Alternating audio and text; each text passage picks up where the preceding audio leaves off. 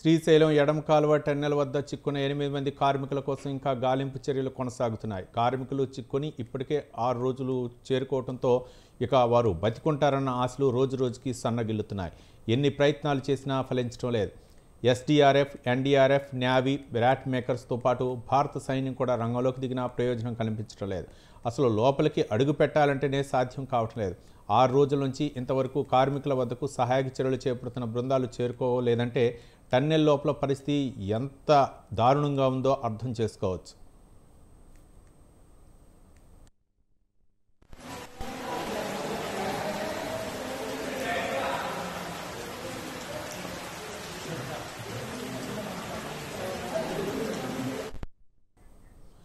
SLBC tunnel rescue operation అనేక అధునాతన పద్ధతులు అవలంబిస్తున్నా వారి జాడ మాత్రం తెలియటం లేదు. రెస్క్యూ ఆపరేషన్కు ప్రతికూల పరిస్థితులు కష్టంగా మారుతున్నాయి.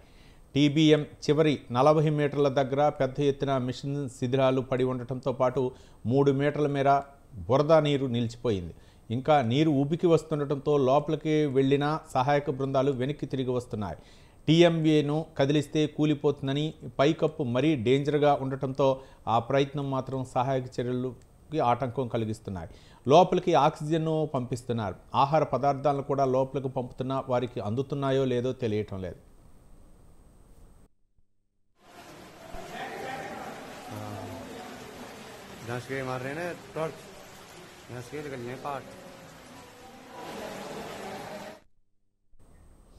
టన్నెల్ చివరి భాగంలో 6 నుండి 7 మీటర్ల ఎత్తు వరకు రాళ్లు, మట్టి పడిపోయినట్లు రెస్క్యూ టీం చెబుతోంది.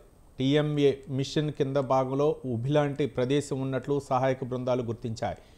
రూఫ్ టాప్ తక్కువ ఎత్తులో ఉండటం వల్ల ముందుగా వెళ్లలేని పరిస్థితి నెలకొని ఉందని సహాయక బృందాలు చెబుతున్నాయి.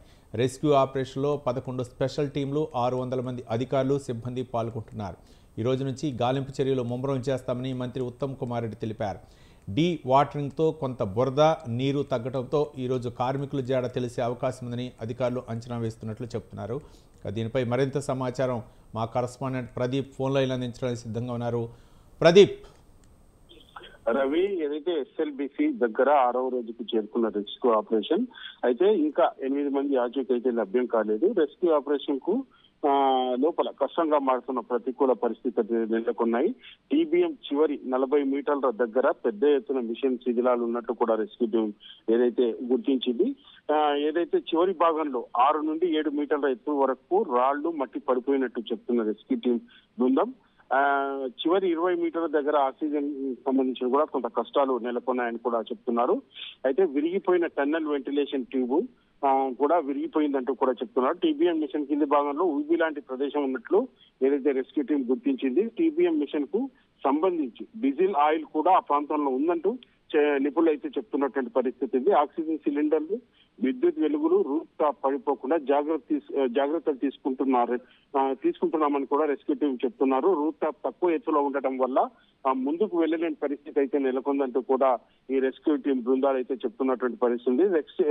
రెస్క్యూలో నిమగ్నమైన 11 స్పెషల్ టీంలు, 600 మందితో కూడిన అధికారులు, సిబ్బంది కూడా ఈ ఆపరేషన్ లో పాల్గొన్నారు. అయితే విద్యుత్ పునరుద్ధరణ చేసి భారీ మోటార్ల ద్వారా ఊటనీటిని బయటికి పంపుతున్నట్టు కూడా అధికారులు చెప్తున్నారు. అయితే నిమిషానికి 5,000 లీటర్లు నీరు ఉబికి వస్తున్నట్టు కూడా అధికారులు అయితే చెప్తున్నటువంటి పరిస్థితి ఉంది. లోకో ట్రైన్ మరింత ముందుకు వెళ్లేందుకు లైన్ కూడా క్లియర్ చేస్తున్నట్టు కూడా రెస్క్యూ టీం చెప్తున్నారు.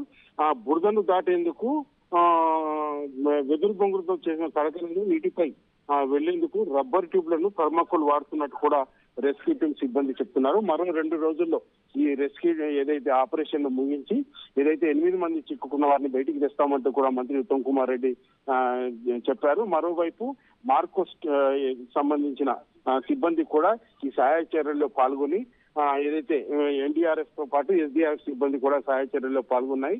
మరోవైపు అధికారులు కూడా పూర్తి స్థాయి ఏదైతే సహాయ చర్యల్లో పాల్గొన్నారు. ఈ రోజు బీఆర్ఎస్ పార్టీకి చెందిన హరీష్ రావు టీం కూడా ఇక్కడికి ఏదైతే టన్నెల్ సందర్శించేందుకు వస్తున్నారని కూడా చెప్తున్నారు. మరోవైపు ఏదైతే ఈ 2 రోజుల్లోనే ఈ ఏదైతే 8 మందికి సంబంధించిన 8 మందిని బయటికి తీసుకొస్తామంటూ కూడా ఏదైతే ప్రభుత్వం చెప్తున్నప్పటికీ ఏదైతే సహాయ చర్యల్లో కొంత సంక్లిష్ట పరిస్థితి అయితే నెలకొంటుంది. ఎప్పటికప్పుడు అధికారులు వాటిని అధిగమించి ముందుకు వెళ్లేందుకైతే టన్నల్లోకి ముందుకు వెళ్లేందుకైతే ప్రయత్నాలు కొనసాగిస్తున్నారని కూడా మనం చెప్పవచ్చు. Ravi, right, thank you Pradeep.